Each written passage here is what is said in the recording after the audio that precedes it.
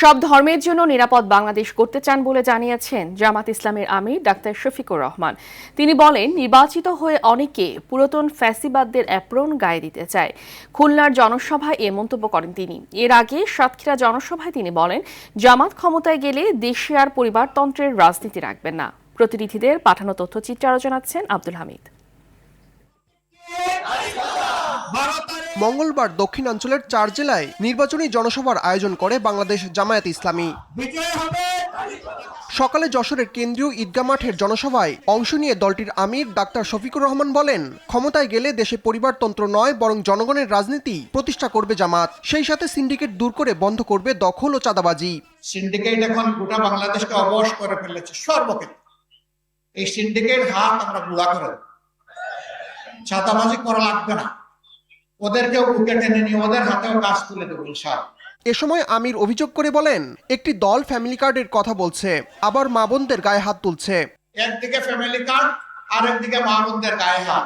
এ দিয়ে কি বার্তা দেওয়া হচ্ছে জাতিকে? আগামীতে এমন কোন দল যদি ক্ষমতায় আসে যারা এখনই গায়ে হাত দেয়, তাদের কাছে বাংলাদেশের একজন মা বোন নিরাপদ হবেন না। পরে সাতক্ষীরার জনসভায় যোগ দিয়ে জোটবদ্ধ অন্যান্য প্রার্থীদের পক্ষে কাজ করার জন্য দলীয় নেতাকর্মীদের নির্দেশনা দেন শফিকুর রহমান। দাঁড়িপাল্লার সাথে আরো 10টা প্রতীক আছে, সবাই নিবন্ধিত। যাকে যেখানে দেওয়া হয়েছে প্রতীক হাতে তুলে আমরা সবাই জান প্রাণ দিয়ে তাদের পক্ষে কাজ করবো ইনশাআল্লাহ। 11টি দল। সাতক্ষীরার পর্ব শেষ করে বিকেলে খুলনার জনসভায় অংশ নেন জামায়াতের আমির। সেখানে সব ধর্মের জন্য নিরাপদ বাংলাদেশ গড়ার অঙ্গীকার করেন তিনি।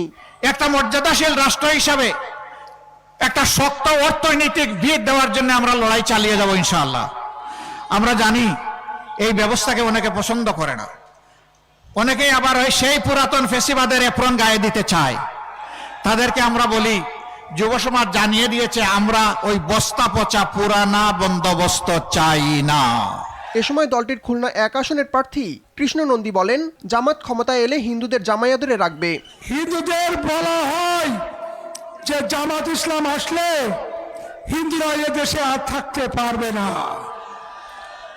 কেন অপপ্রচার করেন জানি না। জামাত ইসলাম এবার ক্ষমতায় আসলে মুসলমানরা হিন্দুদের জামায়াতে রাখবে এই দেশে। রাতে বাগেরহাটের জনসভার মধ্য দিয়ে শেষ হবে দলটির মঙ্গলবারের নির্বাচনী প্রচারণার কর্মসূচি। লিল্লাহি তাকবীর, ইনকিলাব। আব্দুল হামিদ, RTV।